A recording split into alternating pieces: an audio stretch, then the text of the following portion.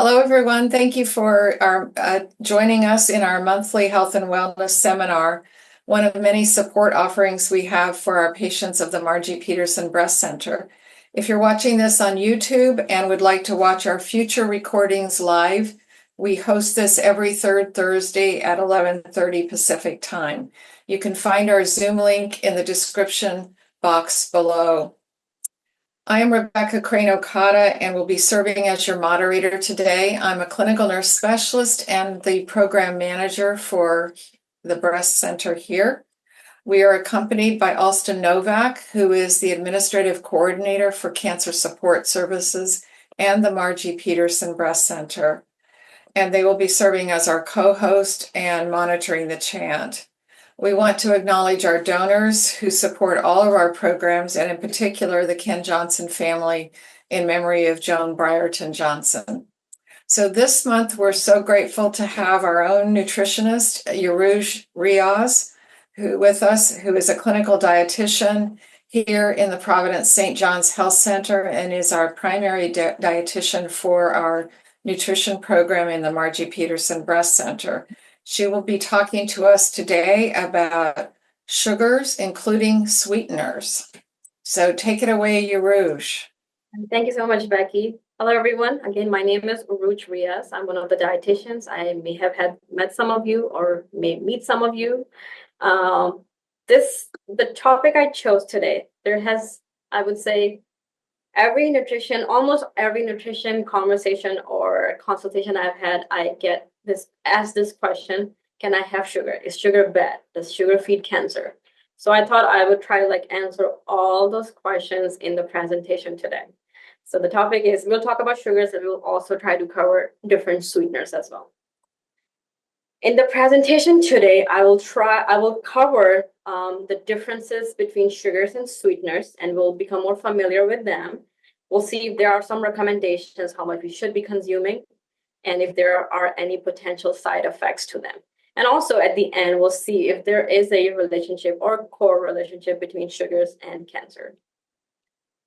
To begin, let's just want to clarify that we're talking about simple sugar. So there are two sources of carbohydrates, right? There's complex carbohydrate that comes from starch, potatoes, pastas, or rice. This one I'm talking about, it's simple sugar. So basically anything that we put in our mouth and it tastes sweet, that's what we're covering. So sugar is a form of a carbohydrate that our body converts to glucose, and there are two forms. One is naturally occurring that you can find in fruits or coming from the fructose sugar, and then milk, which is made up of lactose, which is glucose and galactose, two sugars put together.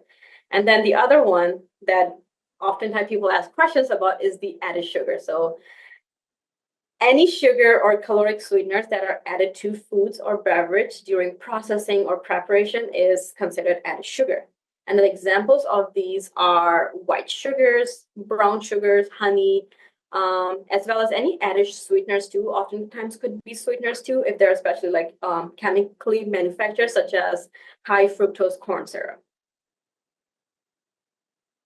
The major sources of added sugars are, number one, I would say, are the sugary beverages, any dessert, any pastry items, any baked goods, for the most part, candies, sweetened coffees, or teas. And it is important that we are also looking at any packaged food items that we tend to buy. We should look at the nutrition facts label to see how much sugars are there, and of those, how much are coming from the added sugar portion. And to also familiarize yourself with the ingredients. So these are the common names that you will see in the ingredient list, right? Brown sugar, corn syrup, fruit juice concentrates, honey, high fructose corn syrup, the common one, right? Raw sugar, anything that ends with OSE, like dextrose, glucose, lactose, is a sugar. And anything that has syrup in it, like cane syrup or corn syrup, I think I mentioned earlier. The way to track calories is, let's say, typically speaking, 1 gram of sugar, or typically speaking also 1 gram of carb, has 4 calories. 1 teaspoon of sugar, which I have right here, hard to see probably, 1 teaspoon or has 4 grams of sugar, Or think about when you go to a coffee shop and you pick up those sugar packets. That's 1 teaspoon of sugar, so 4 grams of sugar. 4 times 4 is 16 calories. So let's say if somebody, some food item has about 20 grams of sugar, that's equivalent of 5 teaspoons of sugar. 4 times 20 is equal to 80 calories. And mind you that these are just empty calories that we're consuming with no other nutritional benefits. And then if you compare that to a natural fruit, natural sugar coming from fruits, you're also getting fiber, you're also getting minerals and vitamins and also antioxidants. So oftentimes if something says that something is a natural sugar, but it is coming from a cane sugar or a brown rice syrup, don't be fooled by it. Know that it is an added sugar and it's not necessarily natural. I wanted to highlight like a couple food items to, just put it into practice of how to read the nutrition fact label and then read the ingredient list. So here I have like a common brand of chocolate chip cookies. The serving size is 3 cookies. In that 3 cookies, total sugar is 11 grams. And of that 11 grams, all 11 grams of it are from added sugar, right? So if we come down to the ingredients list, the first ingredient is obviously flour. The second ingredient right here is sugar. Then some oils. Then we see high fructose corn syrup, then salt, then dextrose. So it has 3 different kinds of added sugar, 3 cookies, and then typically speaking, like I mentioned, 1 teaspoon is 4 grams of sugar. So each cookie has about a teaspoon of sugar in it. And then sometimes like food, even though if it is healthy, it could still have some added sugar in it. So in this case, I brought up a common brand Greek yogurt. It's blueberry flavored. And then as you can see, this is about 5 or 6 ounces of yogurt. 1 container is a serving size. And in that it has 14 grams of sugar. Of that, 9 are coming from added sugar. So if you come to the ingredients list, first one is milk, second one is blueberry, the third one is the cane sugar. So we know that of the 14 sugars, 9 are added sugar, so a little over 2 teaspoons of sugar, and the rest is coming from, the 5 are coming from milk and blueberries, naturally occurring. But again, this food item has like other benefits of like probiotics and such too. Majority of the foods that we consume, majority of the sugars are coming from either sugar sweetened beverages or desserts and sweets. And then the rest can come from like coffee, candies, sandwiches, cereals, sweetened yogurts. Know that any amount of simple sugar that we are consuming, especially the added sugar, our body will absorb all of it. And as a result, it will raise your blood sugars right away. Remember that the fruits, again, naturally occurring, it has more fiber. So fiber serves as like a buffer. It releases the sugar and your body absorbs fiber slowly. So you're absorbing sugar slowly, hence you have a slower increase in your blood sugars. That's not the case with the added sugar. So from the American Heart Association, we should know like how much we want to enjoy, right? We want to have like some joy in life too. So American Heart Association suggests that for men, limit your added sugars to about 9 teaspoons or 36 grams or about 150 calories. For women, it's 6 teaspoons, And I typically suggest like give it a range. You don't have to go like all to the 25 grams, but anywhere from like 20 to 25. So you have like a little bit of a buffer if you are getting close to that. And like you saw, like how easy it is to like, even if you have a container of a flavored yogurt with 9 grams of added sugar, the sugars can quickly add up. So having this guidelines can hopefully give you like how to pace yourself throughout the day. Again, added sugar is added sugar. So even if it's coming from like more like natural sources like honey or coconut sugar, it is very similar to a cane sugar or table sugar. And I wanted to like do a little comparison between like more healthy sugars too. So the first one is honey, or sometimes even maple too. Honey comes from, it's a natural liquid sugar, and it's made by our hardworking honeybees, which collect the nectar from the flower and take it back to their hive, and then they chew on it until it converts to honey. It's made up of fructose and glucose sugars. It has trace amounts of fiber and maybe some protein too. In order to get those fiber, minerals, or protein from these different types of sugar, you have to eat an insane amount of sugar to get to that level. But just remember, if you're eating high amounts of these sugars, you're also consuming a lot of more grams of sugars, hence more calories too. Honey does have antioxidant and anti-inflammatory properties. So like think about when we get like a sore throat, right? And we consume honey, it soothes us, it feels better.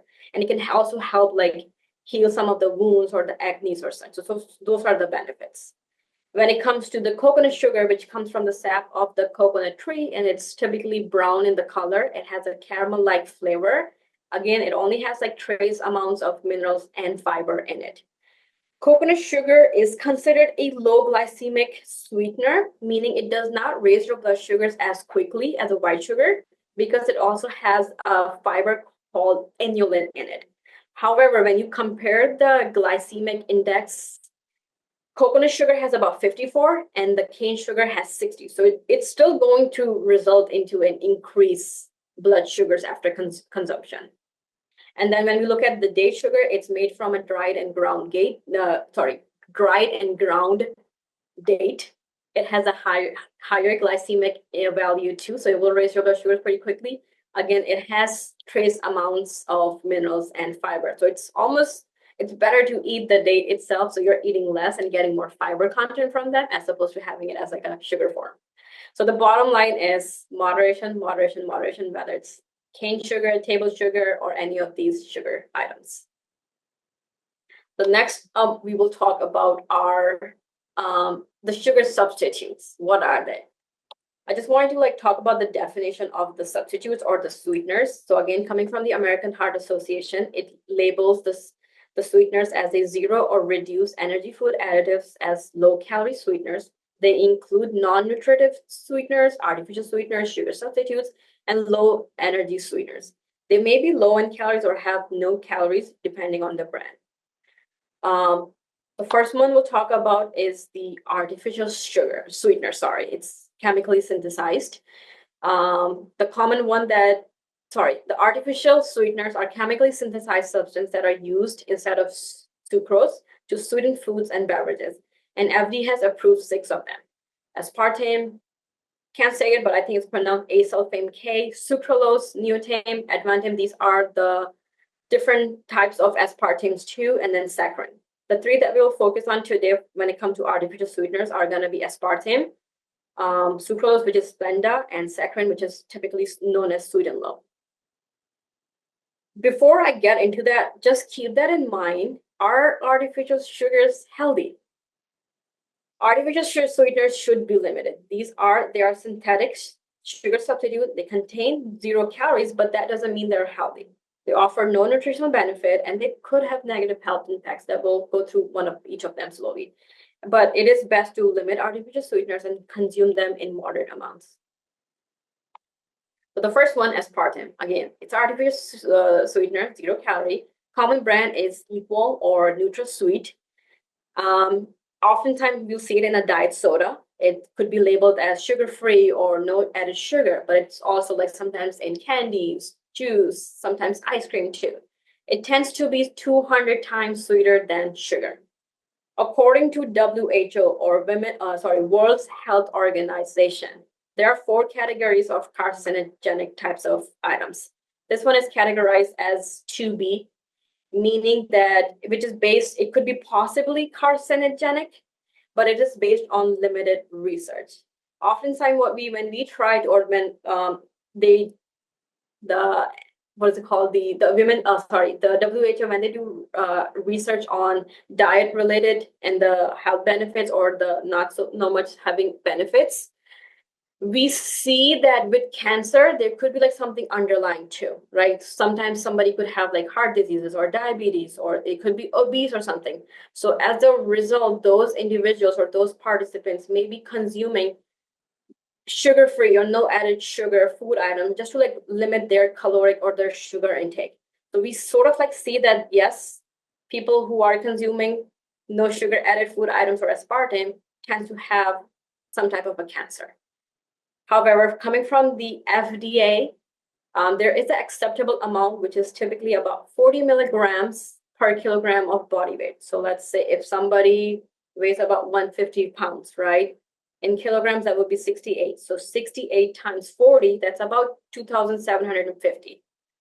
To put that in perspective, 1 can of diet soda, 12-ounce can of diet soda, has about 200 milligrams of aspartame. So that amount for 40 milligrams for a 68 kilogram person, that's about 13 cans of soda. Again, I'm not saying that you should drink that many amount, but that's the allowed allowance by the FDA. The next one is sweet and low. So that one is saccharin. It's 300 to 500 times more sweeter. So you just need to use like small amounts, and it makes your food or beverage really sweet. In studies that we have seen that it has known to cause bladder cancer in rats. However, not so much studies have been done or to see like bladder cancer related to saccharin in humans yet. Splenda, the next one I'll talk about, it's some sugar molecules that are swapped out with chlorine molecules. The ingredients that make up the sucralose or the ingredients that we found in Splenda are sucralose, dextrose, and maltodextrin. It tends to be 600 times sweeter than sugar. So basically, Splenda does not get stored in the blood, and it does not raise the blood sugars. And it tends to be common in yogurt, candy, ice creams. However, sometimes, depending on how much you're consuming it, it may cause some health issues like bloating, some health issues in your gut like bloating, cramping, gassiness. There needs to be a little bit more study needs to be done on inflammation and weight gain. But in studies, some have seen that it causes more inflammation, causes other problems too, and then weight gain, but more needs to come out. And then the next sugar sweetener I'll talk about is sugar alcohols. The two common kinds are erythritol and xylitol. And then there are other ones too, sorbitol, maltol, mannitol, and such. They tend to have fewer calories, and they're not as sweet as sugar. They're commonly used in processed food, and they are typically artificially produced. Along with the Splenda, sugar alcohols cannot be absorbed by our body, and it does not fully get digested. And again, it can cause like GI problems, but at the same time, in research, we have seen with erythritol and xylitol that there are some cardiovascular events that can happen, heart attack and stroke due to increased clotting. So these sugar alcohol causes clotting.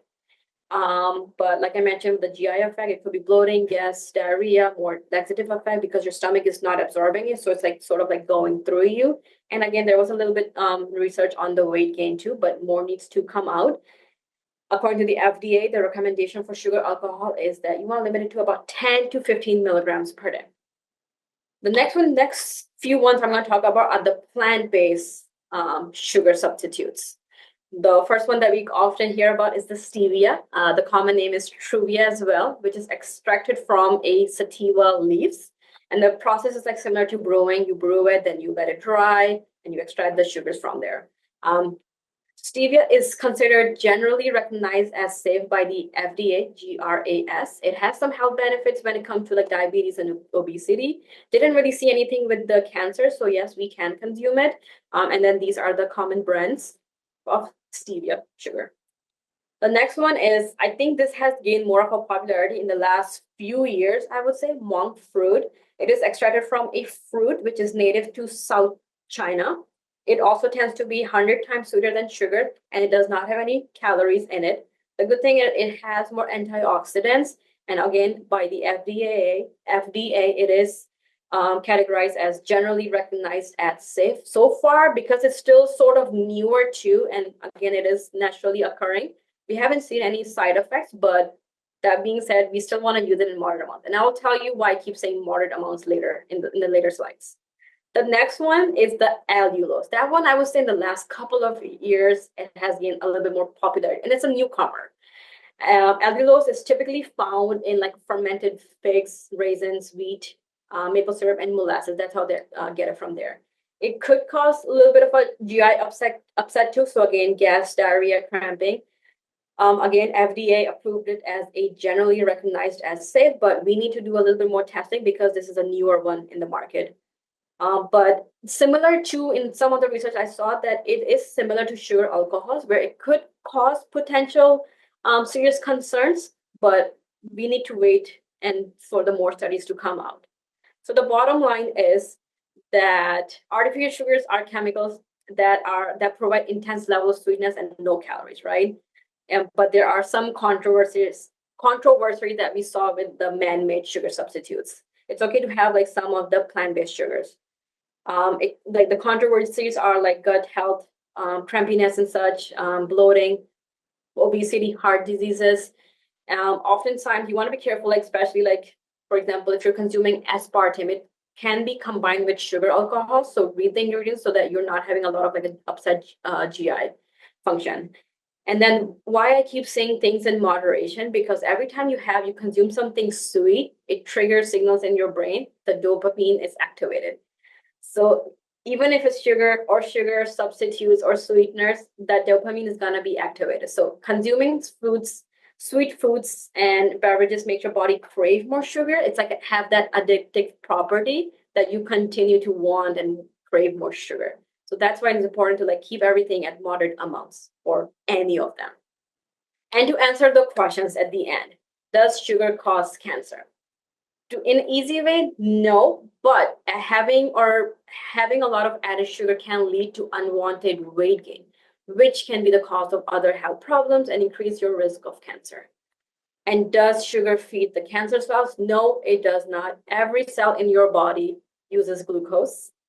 That includes cancer cells. But your body doesn't select cancer cells and decide to give the sugars to those cells, nor does it do it for the healthy cells. So sugar in the body goes everywhere. That doesn't mean sugar will make the cancer spread. So with that being said, I made some recommendation earlier, how much sugar is, coming from the American Heart Association, how much sugar is allowed. Which is for women, it's about 20-25. For males, about 30-36 grams of sugar per day. And with that, it brings my presentation to the end. So again, remember, if you eat a lot of sweets and sugary beverages on regular, finding replacement products with less added sugar can be a good way to start cutting back and improving your health. Switch to unsweetened products. It doesn't have to be artificial ones. It could be the plant-based items too.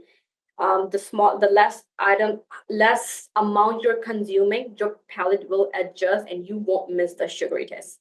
And I took this picture at one of the grocery store in the baking aisle. Sometimes it can be overwhelming, but these are what many of our options are in the grocery store of different types of sugar.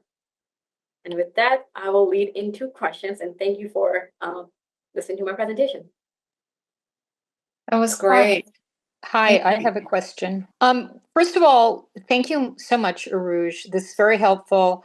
I wanted to ask you, I didn't catch what you had to say about sugar, alcohol, and the health threats possible with sugar alcohol. Could you just repeat that?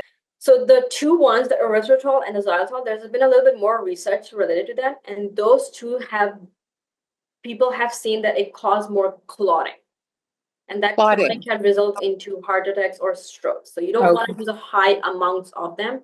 That's why there's a recommendation at the bottom about you want to limit it to about 10 to 15 milligrams per day.